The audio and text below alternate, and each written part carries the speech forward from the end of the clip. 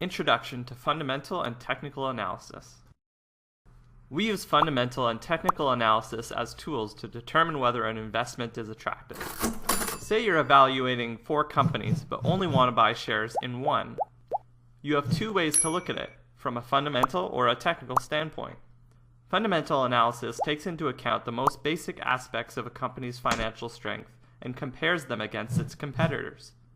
If you use fundamental analysis to evaluate a company such as Microsoft, you would look at financial statements, management team, products, competitors, and industry.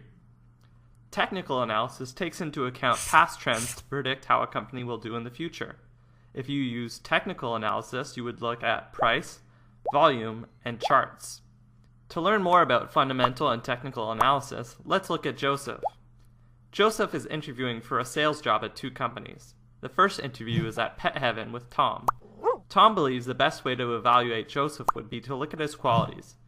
Tom looks for things like his personality, his GPA, his intelligence, and his career ambition.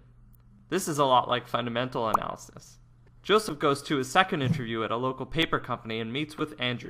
Andrew believes the best way to evaluate Joseph would be to look at whether he is on the upswing of his career. Andrew only looks at previous work experience to make his judgment. This is a lot like technical analysis. Just like Tom looked at Joseph's qualities to evaluate him, fundamental analysis takes similar factors into consideration. On the other hand, Andrew's method of only looking at prior work experience is much more like technical analysis. So that's the difference between fundamental and technical analysis.